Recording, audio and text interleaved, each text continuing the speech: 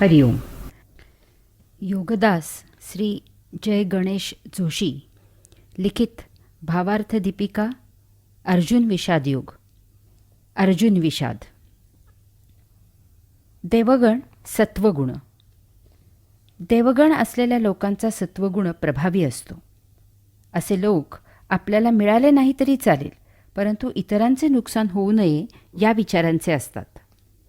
तसेच वेळ प्रसंगी आवश्यक असेल तर आपले नुकसान झाले तरी चालेल, परंतु इतरांना मिळाले पाहिजे याही विचारांचे असतात. कोणालाही दुःख, कष्ट, त्रास, पीडा, वैताग असू नये असे त्यांना वाटते. सर्वांचे भले व्हावे, सर्व आनंदात असावेत, सर्वांनी एकोप्याने नांदावे, सर्वांनी एकमेकांना सांभाळून घ्यावे. सर्व त्या प्रभू विभूची लेकरे आहेत. सर्व निर्माण त्या प्रभू विभूचे आहे. ते सर्वांसाठी आहे अशा विचारांचे ते असतात. याप्रमाणे ते स्वतः तसे प्रत्यक्ष आचरण करतात. तो त्यांचा स्वभावच असतो. यामुळे देवगणी सत्वगुणाने भारलेले, आकर्षित आणि प्रभावित झालेले असतात. ते सभ्य, सज्जन आणि सदाचारी असतात. ते सदा प्रशांत, प्रसन्न आणि प्रसिद्धी परांगमुख असतात. ते सदा तृप्त, समाधानी आणि आनंदी असतात. पापभीरू, परोपकारी असे असतात. धर्म, न्याय आणि नीती पाळणारे असतात. पांडवांचा ज्येष्ठ बंधू युधिष्ठिर हा इतका धर्मपरायण होता की त्याचे दुसरे नाव धर्म असेच होते. पिता पांडूच्या अकस्मात निधनानंतर पांडव बंधू युधिष्ठिराच्या छत्राखाली लहानाचे मोठे झाले होते. त्यांच्यावर माता कुंती आणि ज्येष्ठ बंधू युधिष्ठिर यांचे संस्कार होते. यामुळे अनेक प्रसंगी अन्यायाविरुद्ध बलाच्या, पराक्रमाच्या, शौर्याच्या जोरावर प्रतिकाराची पूर्ण क्षमता असूनही पांडवांनी सदा धर्माचेच पालन केले. यासाठी त्यांनी अपमान, अवहेलना, दुःख, कष्ट, त्रास, पीडा, वैताग इत्यादी सहन केला, परंतु धर्म सोडला नाही. यामुळे त्यांना शेवटपर्यंत श्रीकृष्णासारख्या परब्रह्म परमात्म्याचा संपूर्ण सक्रिय सहभाग मिळाला. सकृतदर्शनी कौरवांच्या बाजूला असलेल्या भीष्म पितामह, द्रोणाचार्य, विदुर यांचे मनःपूर्वक आशीर्वाद मिळाले. विशेष म्हणजे सर्वसामान्यजन यांचीही साथ त्यांना मिळाली. आपण चांगले तर जग चांगले याचा प्रत्यय आजही आपल्याला अनुभवायला मिळतो. कदाचित सुरुवातीला दुःखपीडा होते, परंतु त्या कसोटीमधून सात्विक योगिक आचरणाची आहुती दिली तर शेवट सर्वांमधून सुटका होते आणि आनंद प्राप्त होतो. अर्जुन विषाद योग. या अध्यायाला गीतेने अर्जुन विषाद योग असे विशेष नाम दिले आहे. नुसते विषाद योग असे सर्वनाम दिले नाही. याला खास कारण आहे. विषादाचा एक विशेष असा आहे की ज्या कारणाने विषाद होतो त्याच कारणाने त्याचा नाश होतो. येथे कार्यकारणभाव नसून फक्त कारणभाव आहे. प्रत्येक कार्याला त्याआधी काहीतरी कारण घडलेले असते आणि मग त्यामुळे कार्य घडते. कार्याला विविध कारणे असू शकतात. यामुळे त्याप्रमाणे विविध कार्य घडतात. याचा अर्थ असा आहे की कारण घडले नाही तर कार्य घडणार नाही. परंतु विषादाच्या बाबतीत काहीही कारण घडावे लागत नाही. विनाकारण हाच स्वभाव आणि वृत्ती असते. वृत्ती मुळातच असते. तेथे आणखी निराळे ते काय कारण घडणार? काहीही निमित्त लागत नाही. अशा व्यक्तींच्या सहवासात आल्यावर त्यांच्यामधील तम, रजस, सत्व याप्रमाणे त्यांचा राक्षसगण, मनुष्यगण, देवगण उद्दीपित होतो आणि त्याप्रमाणे कार्य घडते. कारण असो की नसो, तमोगुणी माणसाच्या सहवासात आलेल्याला त्याच्या शीघ्रकोपी राक्षसगणाचा चटका बसणारच. कारण असो किंवा नसो, रजोगुणी माणसाच्या सहवासात आलेल्याला त्याच्या लालची मनुष्यगणाची झळ बसणारच. कारण असो किंवा नसो, सत्वगुणी माणसाच्या सहवासात आलेल्याला त्याच्या परोपकारी देवगणाचा फायदा होणारच. मध्य पांडव अर्जुन हा देवगणामुळे सत्वगुणाने मुरलेला आहे. त्याच्या रंध्रारंध्रात देवगणामुळे सत्वगुण व्यापलेला आहे. त्याच्या नसेनसेत देवगणामुळे सत्वगुण भिनलेला आहे. सात्विकता, सज्जनता, धर्मपरायण हा त्याचा स्वभाव आहे. यामुळे कोणत्याही परिस्थितीत, कसल्याही प्रसंगी प्रत्येक वेळी अर्जुनाचा हा देवगणाने प्रभावित असलेला सत्वगुण आपोआप सहजच उफाळून येतो. याचा परिणाम म्हणून त्याचा प्रथमदर्शनी विचार, त्याची उत्स्फूर्त प्रतिक्रिया, त्याची सहजावृत्ती स्वाभाविकपणे त्याच्याही नकळत प्रतिक्षिप्त क्रिया म्हणून देवगणाने झाकोळलेली सत्वगुणी असते.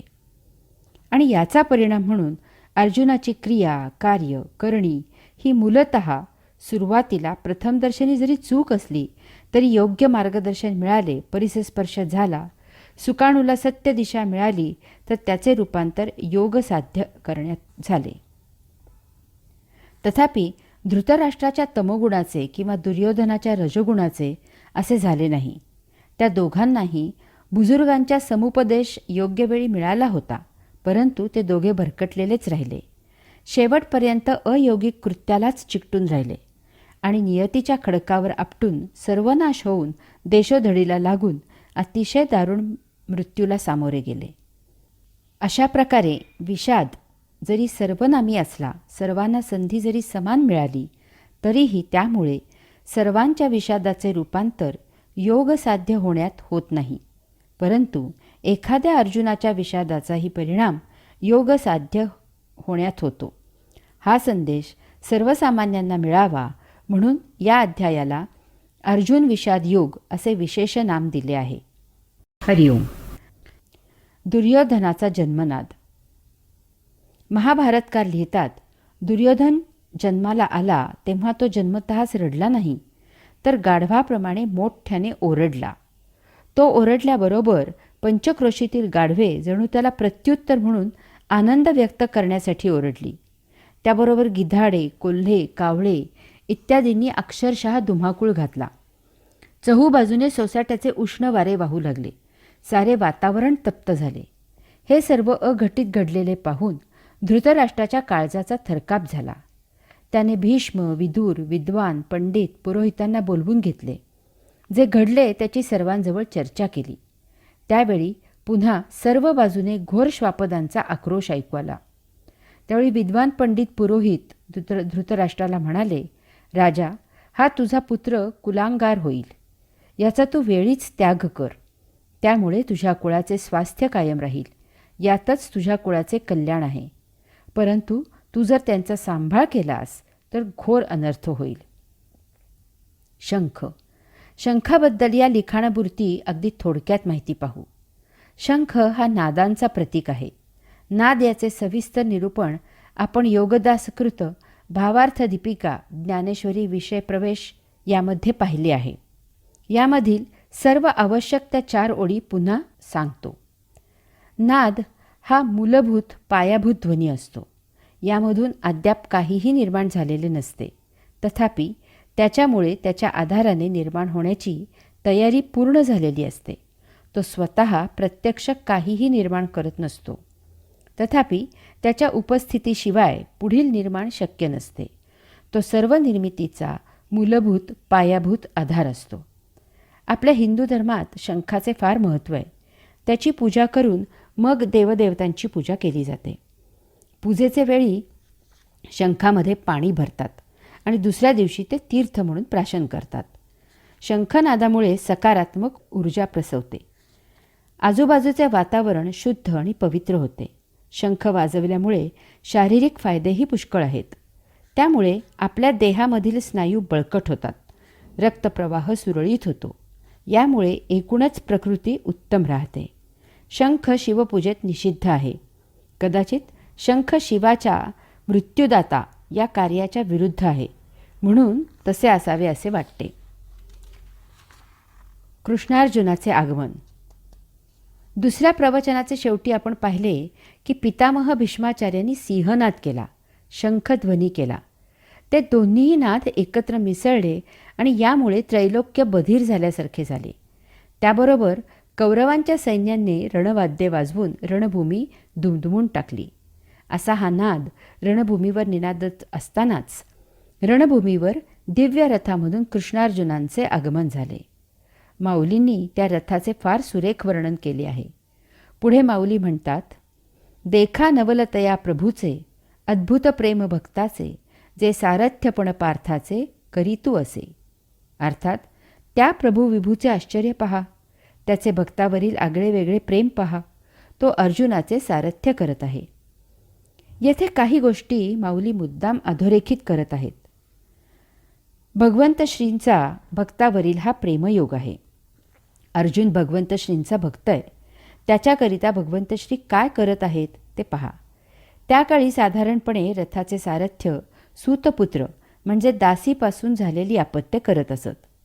त्या काळाचा विचार करता रथाचे सारथ्य हे अत्यंत कुशल परंतु एक गौण काम होते. जसे आता एखाद्या गाडीचा ड्रायव्हर असणे हे काम. असे काम केवळ अर्जुनासारख्या भक्तासाठी भगवंत श्री आपणहून करत आहेत. येथे भगवंत श्री अर्जुनाचे सारथ्य करत आहेत असे माऊली सांगतात.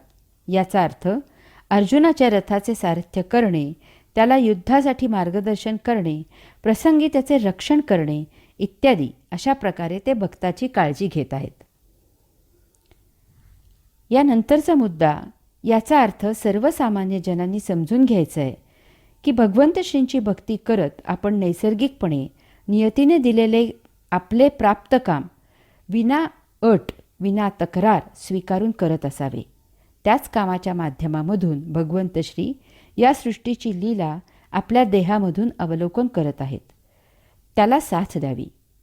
जीवन जगणे हे भगवंत श्रींसाठीच आणि भगवंत श्रींचे काम आहे याची सतत जाणीव ठेवावी. अशांचे भगवंत श्री आपणहून दास होतात. त्यांची सर्वतोपरी काळजी घेतात.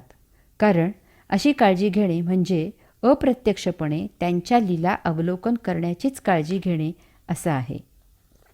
हरिओम. पायीकू पाठीसी घातला आपण पुढा राहिला, तेणे पांचजन्यू आस्फुरिला आवलिळची. अर्थात सेवकाला पाठीशी घातला, आपण अग्रभागी राहिला, मग अगदी सहजच त्यांचा पंचजन्य शंख लीलेने फुंकला गेला. येथे माऊली काही गोष्टी ठळक करत आहेत. 1. तू भिवू नको, मी तुझ्या पाठीशी आहे असे सांगणारेच बहुतांशी असतात.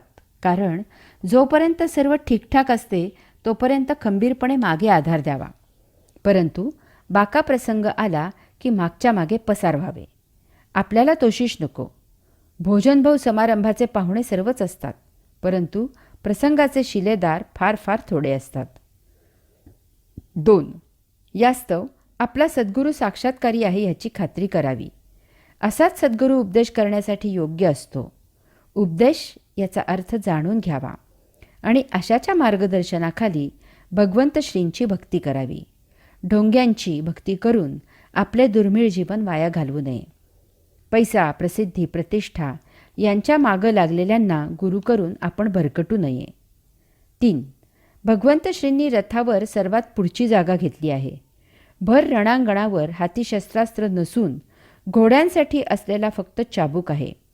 अर्जुनाला मागे घेऊन लढाई करायला भगवंत श्री दिशादर्शक झाले आहेत. त्यांनी वेळप्रसंगी रणांगणावर अर्जुनावर फेकलेली दिव्य अस्त्रे अर्जुनाचे रक्षणार्थ स्वतःच्या देहाची ढाल करून झेलली आहेत. 4.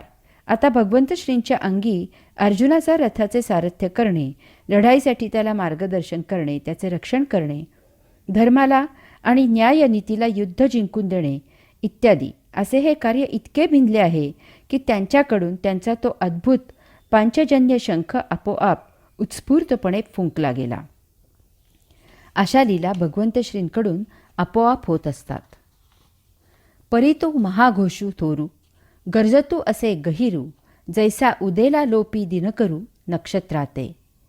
तैसे तुरबंबाळू भवते, कौरवदळी गाजत होते, ते हरपोनी नेणो केऊते, गेले तेथ.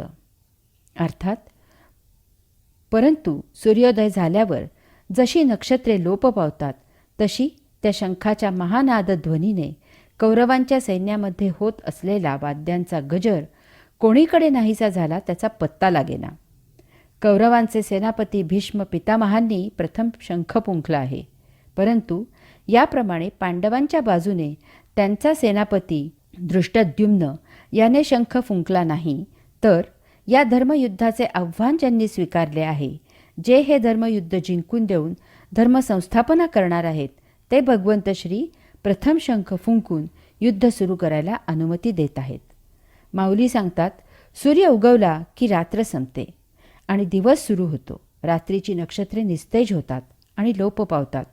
त्याप्रमाणे भगवंत श्रींच्या शंखध्वनीने कौरवांच्या वाद्यांचा गजर लोप पावला, हवेत विरून गेला, नष्ट झाला. कौरवांच्या सैन्याचा उत्साह निस्तेज झाला.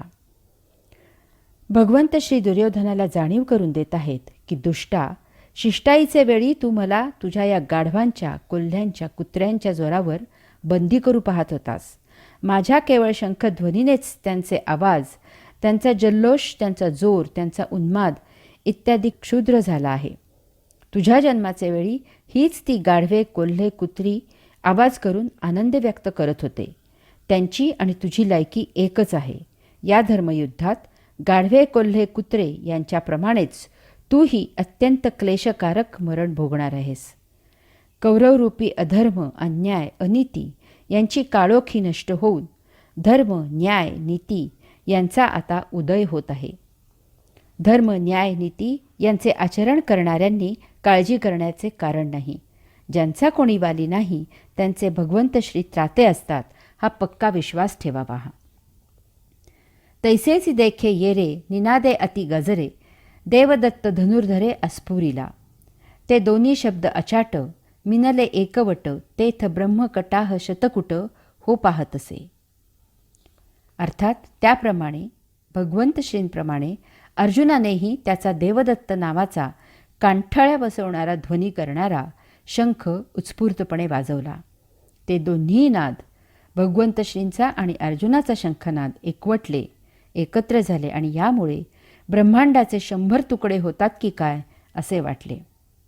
आपण पाहिले की सुरुवातीला पितामह भीष्माचार्यांनी सिंहनाद करून आपला शंख वाजवला.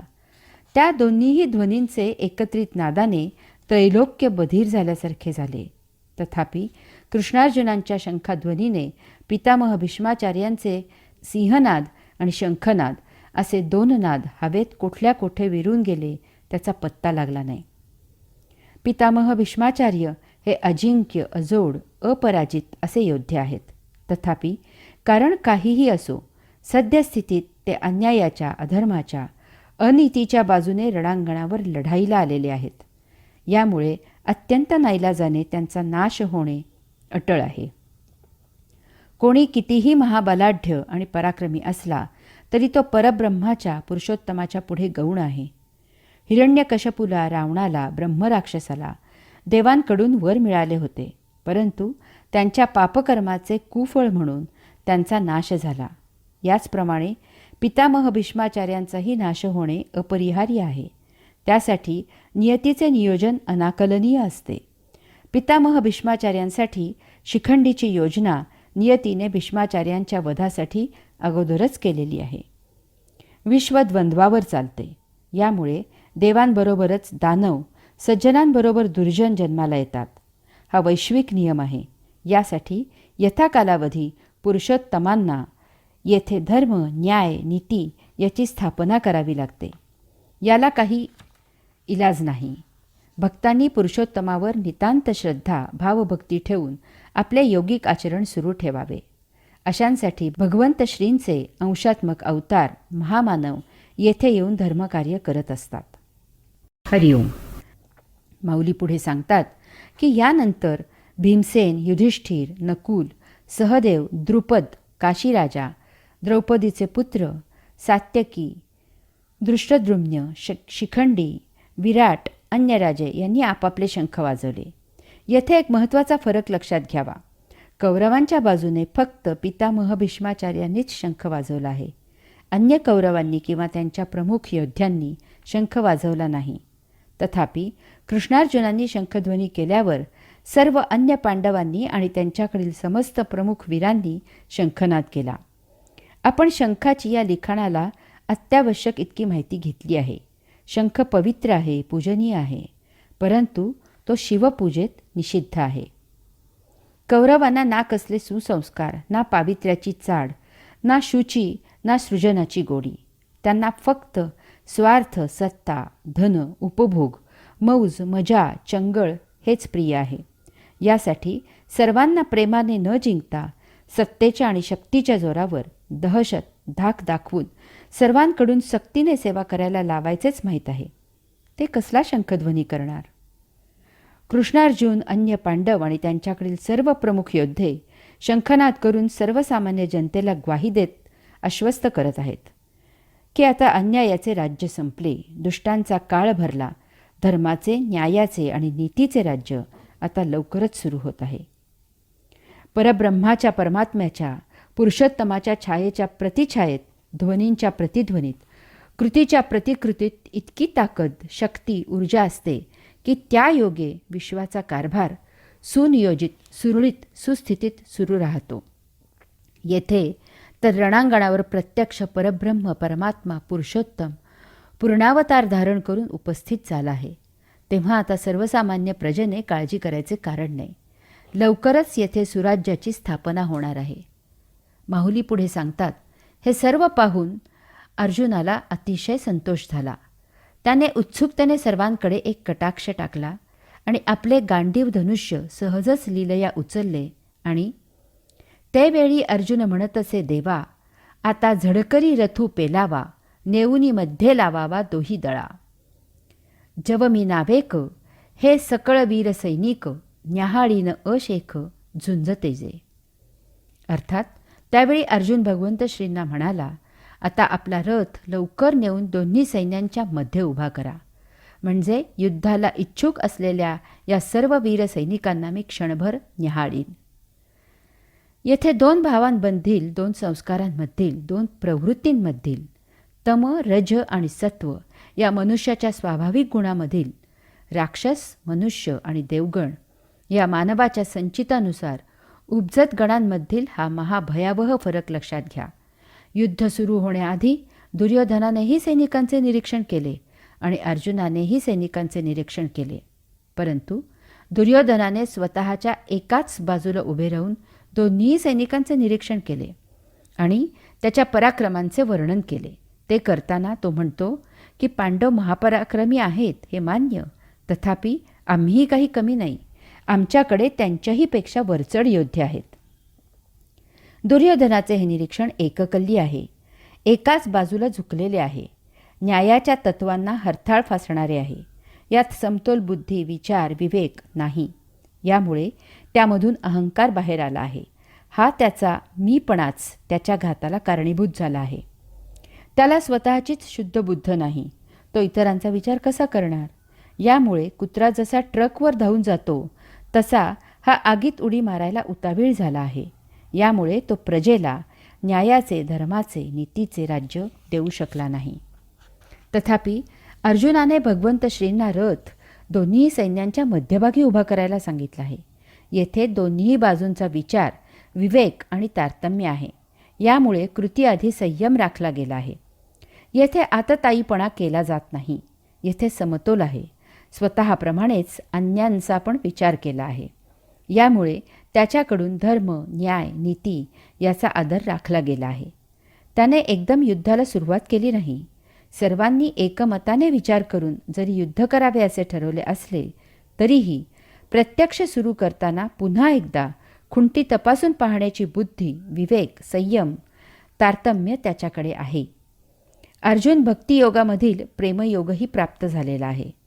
त्यामुळे त्याचे जसे भगवंत श्रींवर प्रेम आहे तसेच त्याच भगवंत श्रींच्या तमाम लेकरांवरही प्रेम आहे. तो एक जाणता राजा आहे. यामुळे त्याला प्रजेची काळजी आहे. त्याला स्वतःच्या पराक्रमाची, शौर्याची, शस्त्रास्त्रांच्या विद्येची जाणीव आहे. आपण युद्ध केले तर काय होऊ शकते त्याची त्याला जाण आहे आणि यामुळे शस्त्र वापरण्यापूर्वीच त्याच्या परिणामांचा तो विचार करत आहे. हेच युद्धभूमीवर गीता सांगण्याचे प्रयोजन आहे. हाच कलाटणी देणारा मुद्दा आहे. हाच वैचारिक क्रांती घडवणारा क्षण आहे. It is a turning point. देवगणाने प्रभावित असलेल्या सत्वगुणी अर्जुनाची बौद्धिक, वैचारिक आणि सुसंस्कारित बैठक कशी आहे पहा. अर्जुनाने अशी इच्छा व्यक्त करता क्षणी भगवंत श्रींनी रथ दोन्ही सैन्यांच्या मध्ये उभा केला. रथ स्थिर होताच अर्जुन त्या दोन्ही सैन्यांकडे मोठ्या उत्सुकतेने पाहू लागला. परंतु त्याची संभ्रमावस्था झाली. यानंतर त्या तशा संभ्रमावस्थेत भगवंत श्रींजवळ झालेल्या अर्जुनाच्या संभाषणाचे वर्णन माऊली करतात.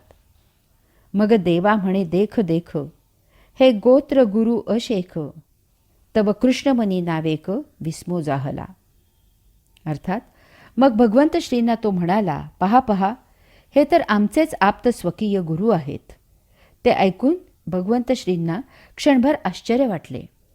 अर्जुन प्रत्यक्ष युद्धभूमीवर लढाईला आलेला आहे.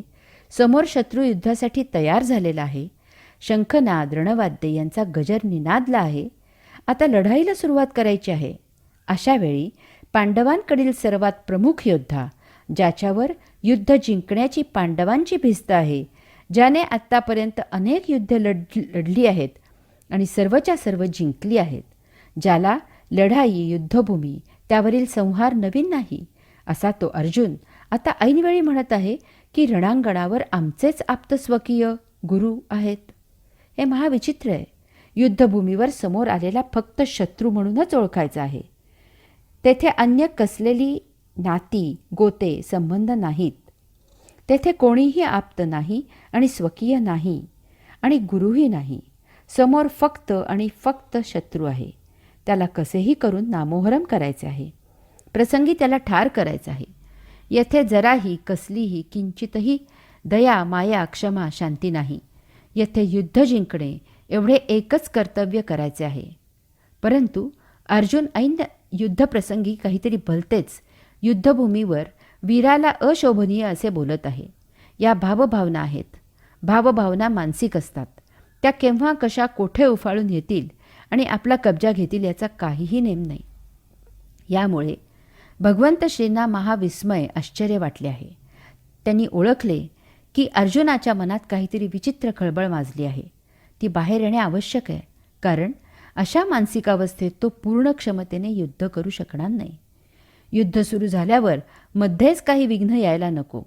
यास्तव भगवंत श्री शांतपणे मौन राहिले आणि हा त्यांचा लाडका शिष्य सखा अर्जुन काय काय सांगतो हे ते लक्षपूर्वक ऐकण्याची भूमिका त्यांनी स्वीकारली. यानंतर अर्जुनाने भगवंत श्रींना जे सांगितले त्याचा थोडक्यात गोषवारा असा आहे. 1. देवा, मी सर्व सैन्य पाहिले. येथे तर माझेच सर्व आप्त स्वकीय गोत्रज एकमेकांशी युद्ध करून एकमेकांना ठार करायला उत्सुक झालेले आहेत. 2. यांच्याशी युद्ध कसे करावे, माझे मन आणि बुद्धी अस्थिर झाली आहे. 3.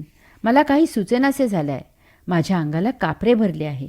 घशाला कोरड पडली आहे. गात्रे शिथिल झाली आहेत. अंगावर काटा आला आहे. अंगाचा दाह झाला आहे.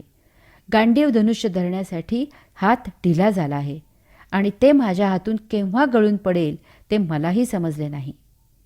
4. वज्राहूनही कठीण आणि निष्ठुर असलेले माझे हृदय आप्तजनांबद्दल मोहाने व्यापले आहे. 5. येथे एक क्षणभरही थांबू नये असे मला वाटते. 6.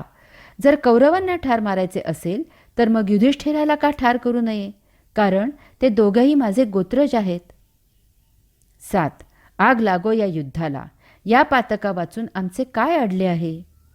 8. युद्धाचा परिणाम फार वाईट होईल, तथापि युद्ध न केल्यास ते कल्याणकारक आहे. 9. या सर्वाचा वध करून राज्य भोगायचे असेल तर त्याला आग लागो. 10. हे असले सुख उपभोगण्याऐवजी आम्ही त्याविना दुःख सोसू. 11. या सर्वांचा घात करून राज्य उपभोगावे असे माझ्या स्वप्नातही येणार नाही. 12. कुळाने स्वकीयांचा संहार करावा यासाठीच कुळामध्ये पुत्रप्राप्तीची इच्छा करतात का. 13. कुळाने पराक्रम करावा, आपले जीवन खर्च करावे आणि त्याचा वडीलधाऱ्यांनी उपभोग घ्यावा, याऐवजी आम्ही यांचे अहित चिंतित आहोत. 14. हे समोर असलेले आपल्या कुटुंबियांवर पाणी सोडून तलवारीच्या धारेवर आपले प्राण ठेवून येथे मरायला आले आहेत. यांना कसे मारावे. 15. पितामह भीष्म, गुरु द्रोण, मेहुणे, सासरे, मामा, बंधू, पुत्र, नातू, आप्त, स्वकीय यांना मारण्याचा विचारही महापाप आहे. 16. त्यांनी आम्हाला ठार मारले तरी यांचा घात मी करणार नाही. 17.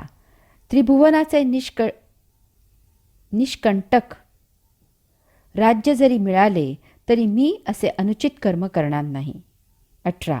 कुलक्षय केला तर आमच्या पुण्याचा लवलेशही उरणार नाही. यामुळे आम्ही तुला दुरावू. 19. कौरवांना हे समजत नाही, परंतु आम्ही हे सर्व जाणतो. 20. कुलक्षय झाला की कुलीन स्त्रिया वाममार्गाला लागतात. 21. कुलक्षय करून ज्या शरीराने उपभोग घ्यायचा ते शरीर तर नाशिवंत आहे.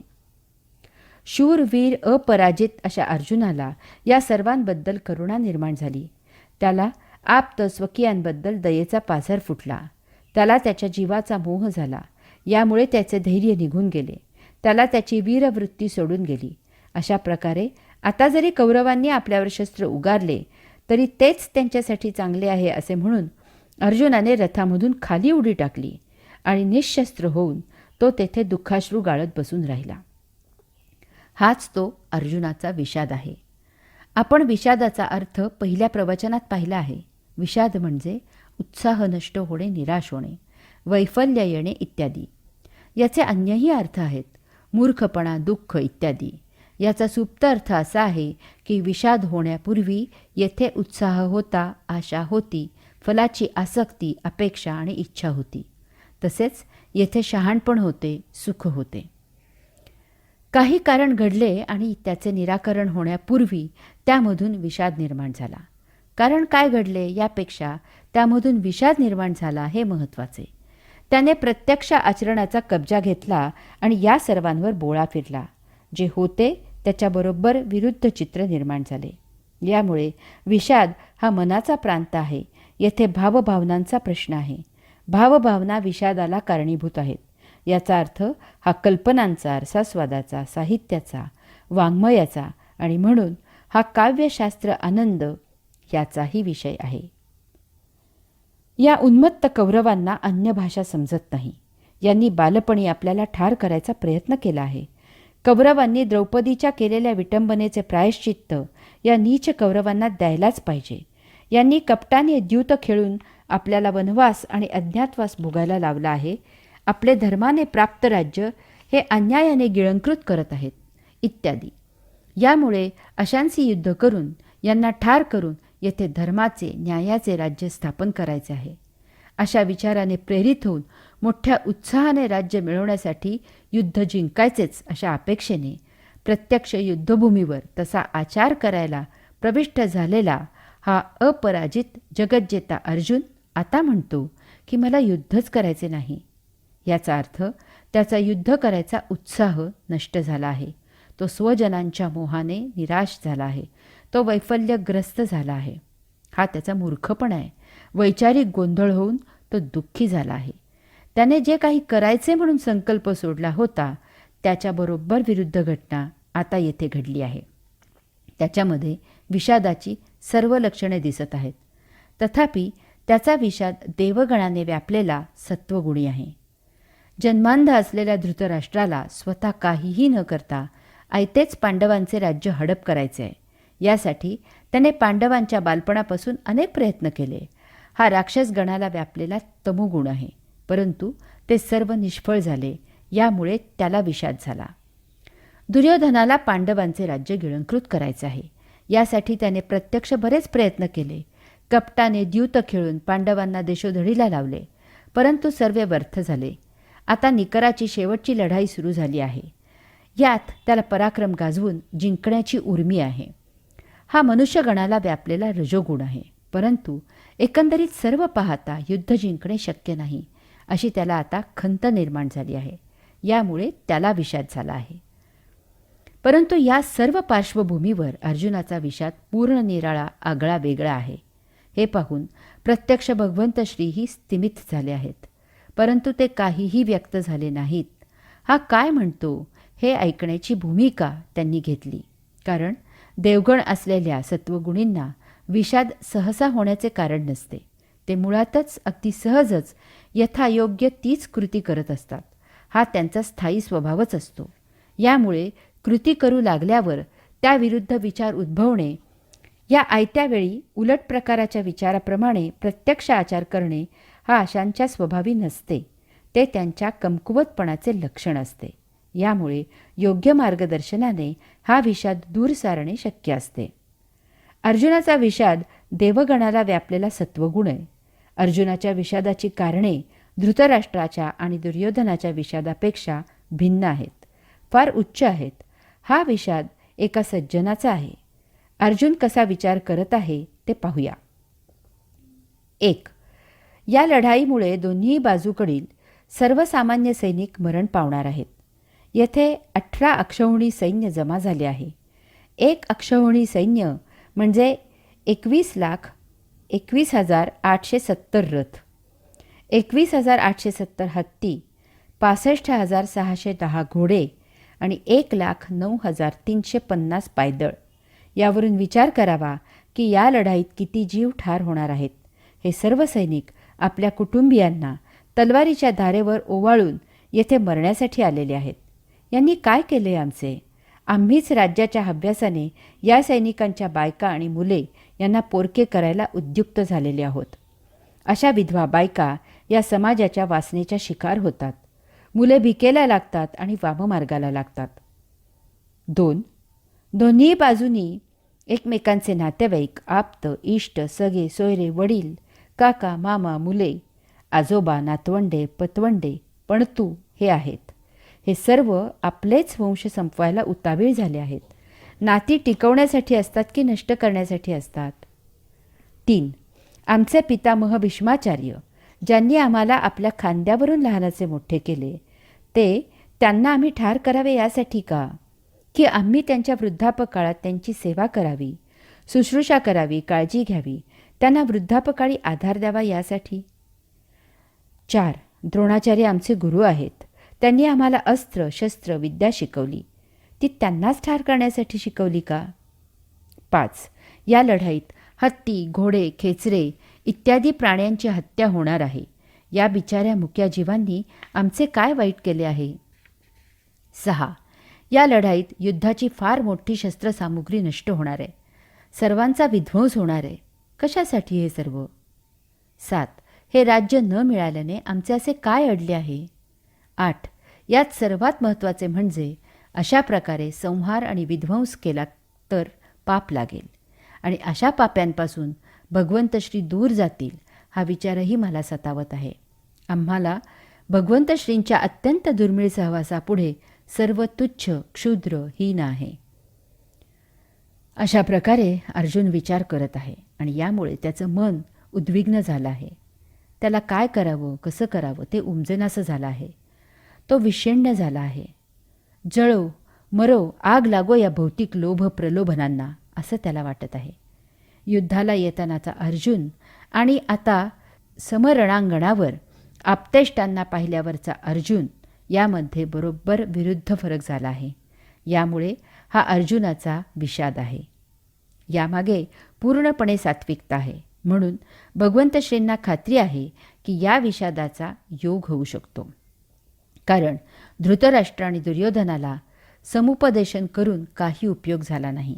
उलट त्यांचा राक्षसगणाला आणि मनुष्यगणाला पछाडलेला तमोगुण आणि रजोगुण जास्तच उफाळून आला. ते जास्तच उन्मत्त झाले. मूर्खांना उपदेश करणे म्हणजे पालथ्या घड्यावर पाणी असते. तथापि अर्जुन देवगणाने युक्त असा सत्वगुणी आहे. याच्यावर मेहनत घ्यायला हरकत नाही. येथे त्या विषादालाही योगाचा अंकुर फुटू शकतो आणि सृजन होऊ शकते. येथे पहिल्या अध्यायाची सांगता करताना गीतेतील एक श्लोक आहे तो असा: एवं मुक्तार्जुनः संख्ये रथोपस्थ उपविशत् विसृज्य सशरं चापं शोकसंविघ्नमानसः. अर्थात असे बोलून अर्जुनाने बाणासह धनुष्य खाली ठेवले आणि शोकाने उद्विग्न होत तो रथाच्या मागे जाऊन बसला. अर्जुनाच्या या कृतीबद्दल माऊली लिहितात: मग अत्यंत उद्वेगला न धरत गहिवरू आला, तेथ उडी घातली खाला रथोनिया. अर्थात अत्यंत उद्वेगाने अनिवार गहिवर होऊन त्याने रथामधून खाली उडी घेतली. येथे गीतेचे सांगणे आणि माऊलींनी त्यावर केलेले भाष्य यामध्ये मूलभूत फरक आहे. गीता सांगते की त्याने धनुष्यबाण खाली ठेवले आणि शोकाने उद्विग्न होत रथाच्या मागे जाऊन बसला. माऊली सांगतात की अत्यंत उदासीन होऊन त्याने रथामधून खाली उडी घेतली. गीता सांगते, अर्जुन शोकाने उद्विग्न झाला. त्याने धनुष्यबाण रथामध्ये खाली ठेवले. आता आपण युद्ध करणार नाही असे त्याने जे भगवंत श्रींना सांगितले आहे त्याबद्दलची त्याची ती स्वाभाविक प्रतिक्रिया आहे. धनुष्यबाणाचा त्याने त्याग केला आणि तो रथाच्या मागे जाऊन बसला. अर्जुन आणि धनुष्यबाण रथामध्येच आहेत. रथाच्या मागे जाऊन बसण्यामध्ये त्याने त्याचा शोक व्यक्त केला आहे. त्याने भगवंत श्रींना आत्तापर्यंत जे काही सांगितले आहे त्यावरून त्याचं उद्विग्न होण्याचे कारण त्याचा वैचारिक बौद्धिक गोंधळ उडाला आहे असे आहे. ज्यावेळी मतभेद होतो तेव्हा समोरील व्यक्ती जर वाद घालणारी असेल तर ती डोळे ताठ करून डोळ्याला डोळा देत वाद घालते. तथापि समोरील व्यक्ती जर सभ्य, आदर, मान सन्मान देणारी असेल तर ती नजरेला नजर न देता मान दुसरीकडे फिरवते. आत्ता भगवंत श्रींसमोर अर्जुन आहे. तो भगवंत श्रींना मान देणारा, त्यांचा आदर ठेवणारा, भगवंत श्रींना त्यांचे सर्वस्व मानणारा, त्यांचा लाडका सखा असा आहे. त्यामुळे त्याने भगवंत श्रींना त्यांचे मत सांगितले आणि हे मत त्यांच्यापेक्षा निराळे असल्यामुळे त्याचा मान राखण्यासाठी तो रथाच्या मागे जाऊन बसला आहे. अशा वेळी तो भगवंत श्रींच्या समोर थांबू शकत नाही, त्यांच्या नजरेला नजर देऊ शकत नाही. याचा अर्थ असा आहे की आता जर भगवंत श्रींनी त्याला वैचारिक आणि बौद्धिकदृष्ट्या पटवून दिले की सांप्रत परिस्थितीमध्ये त्याने प्राप्त युद्ध करणे खूपच श्रेयस्कर आहे, हेच श्रेयस्कर आहे, तर तो युद्धाला तयार होऊ शकतो. त्याची शस्त्रे तेथेच रथात आहेत. त्याचा वैचारिक आणि बौद्धिक गोंधळ दोलायमान आहे. यामुळे तो रथ सोडून निघून गेलेला नाही. तो तेथेच भगवंत श्रींचा उपदेश ऐकण्यासाठी थांबला आहे. लहान मूल आईवर रुसतं आणि कोपऱ्यात जाऊन बसतं, परंतु तेथे ते चोरट्या नजरेनं हळूच आई समजूत घालण्यासाठी येते आहे ना याचं अवलोकन करतं. अशा प्रकारे गीतेने या श्लोकाद्वारे पहिला अध्याय संपन्न करून दुसरा अध्याय सांख्ययोग याची पार्श्वभूमी येथे केली आहे. माऊली सांगतात, अर्जुनाने अत्यंत गहिवरून उदास होऊन रथामधून खाली उडी मारली. उडी तेव्हाच मारली जाते जेव्हा मनुष्य बेभान होतो, त्याचा होश उडतो. तो इतका हतबल होतो की आता यापुढे त्याला सर्वत्र अंधार जाणवतो. त्याच्या दृष्टीने सर्व मार्ग बंद झालेले असतात. आपण पाहतो की या अशा विचित्र भावनेच्या भरात अशी व्यक्ती वाहनाखाली, नदी समुद्रामध्ये, उंचावरून उडी मारते. अशाला त्यावेळी नको हे जिणे असे होते. हे असे होणे ही सुद्धा नैराश्य असे म्हणा त्याला, परंतु एक प्रकारची भावना आहे. भावनेचा महाउद्रेक आहे. येथे सुद्धा माऊलींनी वापरलेला एक शब्द अधोरेखित करण्यासारखा आहे आणि तो म्हणजे उदास. उदास म्हणजे उद अधिक आस, उच्च आसन, उच्च जागा. या अशा हतबल अवस्थेत माणसाला यामधून बाहेर पडून उच्च आसनी, उच्च जागी जाण्याची तीव्र इच्छा असते. तथापि सर्व बाजूने त्याची कोंडी झालेली असते. यामुळे तो त्याच्या विरुद्ध असलेली नीच जागा पकडतो. हाच तो उद्वेग, हतबलता, असहाय्यता व्यक्त करण्याचा नकारात्मक मार्ग आहे. आणि यामुळे मारकुट्या नवऱ्याची बायको किंवा छळणाऱ्या सासूची सून स्वतःला मारून घेते. या अशा भावभावनांमुळे हा भावार्थ दीपिकेचा विषय झाला आहे. पहिल्या अध्यायाच्या शेवटच्या श्लोकाला अशा प्रकारे कलाटणी देऊन माऊलींनी दुसऱ्या अध्यायाची गाडी भावार्थ दीपिकेच्या मार्गावर वळवली आहे. यामुळे वास्तवात पहिल्या अध्यायाच्या विषयाचे, परंतु दुसऱ्या अध्यायाच्या सुरुवातीला 10 श्लोकाचे जे शेपूट अडकले आहे ते आपण तेथून मूळ पहिल्या अध्यायाला जोडून त्याचे निरूपण भावार्थ दीपिकेच्या दृष्टीने करू. दुसऱ्या अध्यायाच्या सुरुवातीला अशा प्रकारे भावभावनांचा उद्रेक झालेल्या अर्जुनाचे वर्णन माऊली करतात. शोकाकुल रुदनाते करी तू असे, अर्थात अशा प्रकारे शोकाकुल झालेला अर्जुन रडू लागला. एक जगज्जेता, अपराजित, अनेक लढाया लढलेला आणि त्या सर्व जिंकलेला असा हा महान योद्धा रणभूमीवर युद्ध करण्यासाठी येतो आणि रडतो आहे. माऊली वर्णन करतात की पाण्यात जसे मीठ विरघळते, वाऱ्याने जसे ढग नाहीसे होतात, त्याप्रमाणे अर्जुन मोठा धैर्यवान असूनही त्याचे हृदय द्रवले. राजहंस पक्षी चिखलात रुतल्यावर जसा म्लान दिसतो तसा तो ममतेने म्लान दिसू लागला. भावार्थ दीपिकेत जागोजागी अशी वाङ्मयीन काव्यमय भाषा दिसून येते. रथामधून खाली उडी मारल्यावर त्याची ती शोकाकुल झालेली रुदन करणारी महाविचित्र अवस्था पाहून त्याने पुढे काही करण्यापूर्वीच भगवंत श्री त्याच्याजवळ गेले आणि त्यांनी त्याच्याशी संवाद सुरू केला. हे अशा प्रसंगी फार आवश्यक असते, नाहीतर त्या भावनेच्या उद्रेकामध्ये असा आणखी काही विचित्र कृती करण्याचा संभव असतो. भगवंत श्रींनी येथे अर्जुनाच्या उद्रेकाविरुद्ध शांत रसाने सुरुवात केली आहे. प्रथम त्यांनी त्याची शोकमग्न अवस्थेची विचारपूस केली आहे. उदाहरणार्थ, अर्जुना, अरे तू कोण आहेस आणि हे काय करत आहेस? तुझं सांगे काय जाहले, कवण उणे आले, करिता काय ठेले, खेदू काहीसा. अर्थात तुला काय झालं? सांग बरं, काय कमी पडलं? तुझं काय करायचं राहिलं म्हणून तू दुःख करत आहेस? यानंतर माऊलींनी त्याची स्तुती केली आहे. उदाहरणार्थ, तू अनुचिता चित्त नेदिसी, धीरू कही न सांडिसी, तुझेनी नामे अपयशी दिशा लंघिजे. अर्थात तू अनुचित गोष्टींकडे लक्ष न देणारा आणि धीर न सोडणारा आहेस. तुझ्या नामाचा महिमा असा आहे की तुझे नाव ऐकूनच अपयशांनी दिगंती पळून जावे. तुवा संग्रामी हरू जिंकिला, निवात कवचांचा ठावू फेडीला, पवाडा तुवा केला गंधर्वांसी. अर्थात तू युद्धात शंकराला जिंकलंस, निवात कवचांचा समूळ उच्छेद केलास आणि आपले यश गंधर्वांना गाण्यासाठी विषय करून ठेवलेस. पाहता तुझे निपाडे, दिसे त्रैलोक्य ही थोकडे, ऐसे पुरुषत्व चोखडे पार्था तुझे. अर्थात अर्जुना, तुझा पराक्रम एवढा मोठा आहे की त्याच्या तुलनेला हे त्रिभुवन देखील क्षुद्र दिसू लागते. यानंतर अर्जुनाने युद्ध न करण्याचा जो निर्णय घेतला आहे त्याला सुरुंग लावण्यासाठी भगवंत श्रींनी साहित्यिक भाषेमध्ये चपकल समयोचित सुंदर उदाहरणे दिली आहेत. उदाहरणार्थ, ना तरी पवनू मेघासी बिहे, की अमृतासी मरण आहे. अर्थात वाऱ्याला कधी ढगांचे भय वाटते का? अमृताला कधी मरण आले आहे का?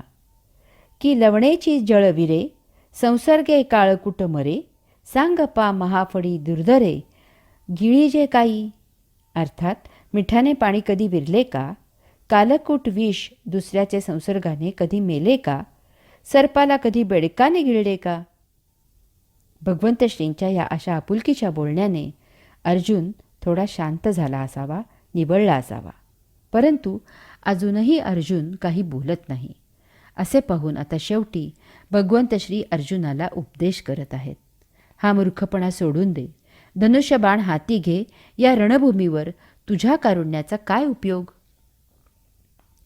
आगा तू जाणता, तरी न विचारिसी का आता, सांगे झुंजा वेळे सदयता उचित काही.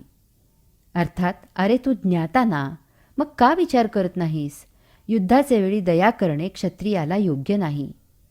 म्हणून शोकू न करी, तू पुरता धीरू धरी, हे शोच्यता अव्हेरी पंडुकुमारा.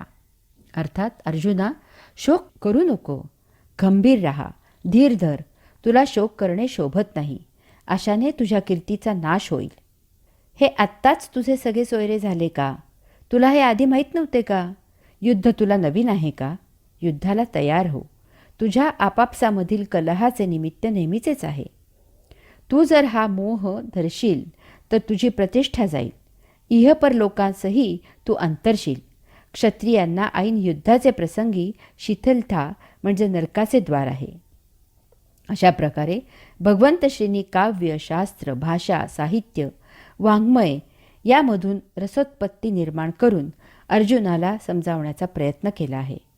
समयोचित उदाहरणे दिली आहेत.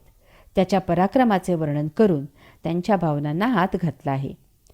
कोपऱ्यात रुसून बसलेल्या मुलाला त्याची आई प्रेमाने जवळ घेऊन त्याची समजूत घालू लागली की त्या मुलाची म्हणून एक ठराविक वेळ त्यांनी ठरवलेली असते. तितका वेळ समजूत घालून झाली की मग तो मुलगा आईच्या कुशीत शिरून आईला प्रतिसाद देऊ लागतो. अर्जुनानेही तसेच केले. इतका वेळ भगवंत श्रींनी समजूत घातल्यावर आता तो बोलायला लागला आहे. त्याने अतिशय लढीवाळपणे बोलायला सुरुवात केली आहे. देवा, हे येतुले वरी, बोलावे न लगे अवधारी, आधी तूची विचारू संग्रामुहा. अर्थात देवा, इतके काही मला सांगावायला नको.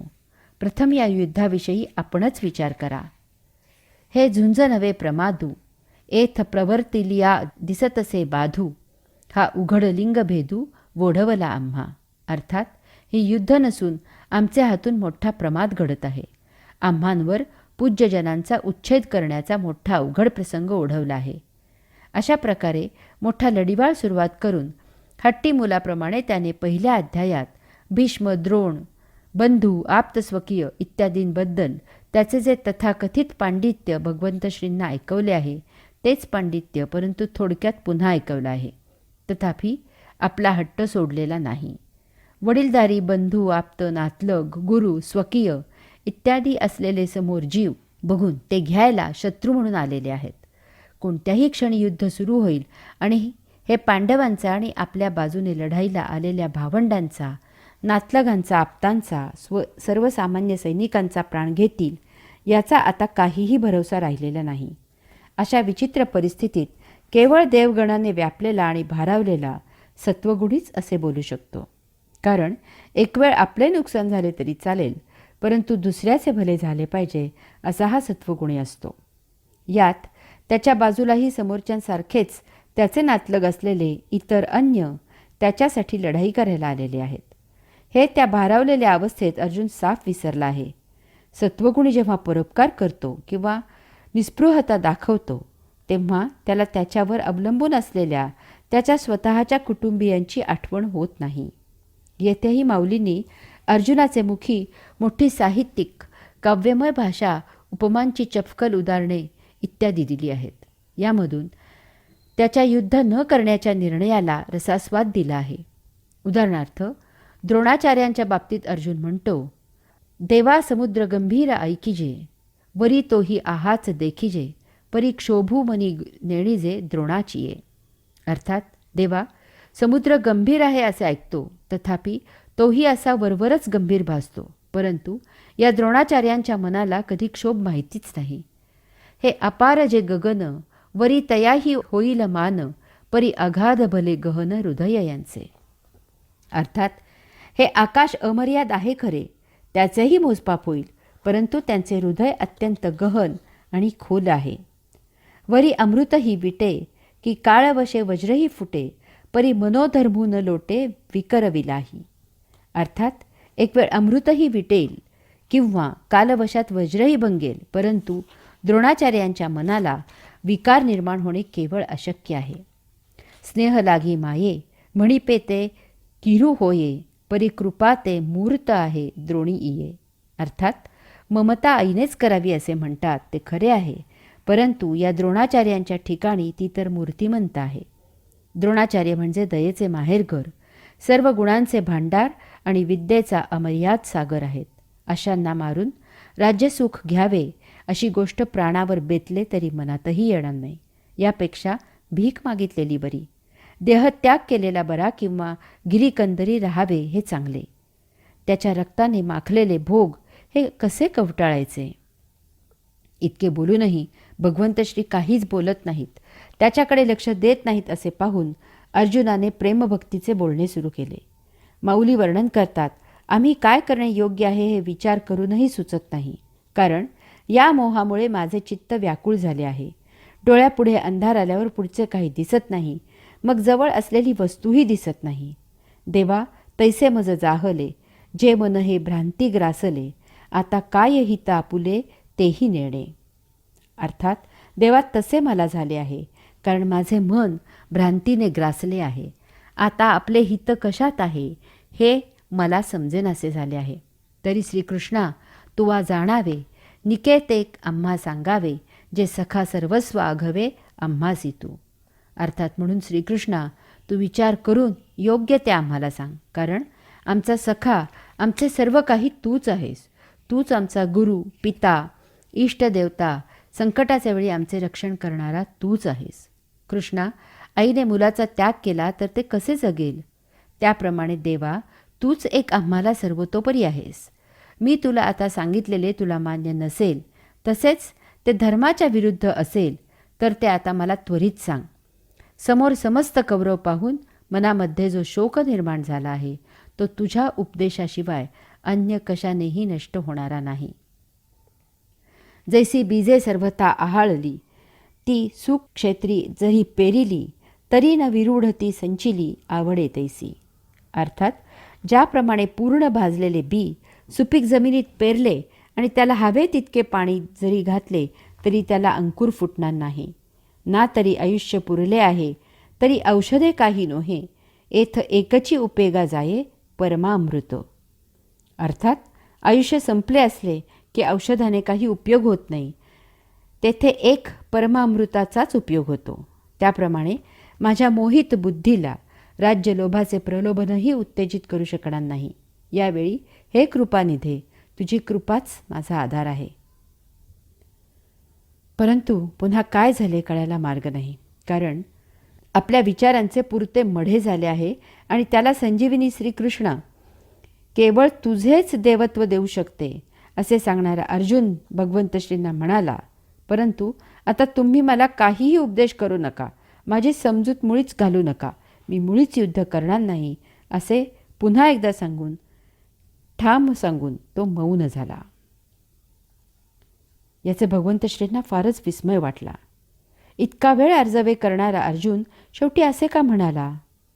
परंतु हाही प्रेमभक्तीचाच एक भाग आहे. मूल रुसले तर त्याची समजूत घालून आई त्याला लाडू द्यायला लागली तर ते लटक्या रुसव्याने आईला म्हणते की काही लाडू बिडू देऊ नको मला. तसेच अर्जुनाचे झाले आहे. ती जगज्जननी हे ओळखून आहे. आता आपल्याला फक्त पाहायचे आहे की भगवंत श्री या सज्जन सात्विक देवगुणी आणि सृजनात्मक विचारांना चूक कसे सिद्ध करतात ते. कारण आपल्यासारख्यांना अर्जुनाचा विचार जराही चूक वाटत नाही, उलट तो बरोबरच आहे असे वाटते.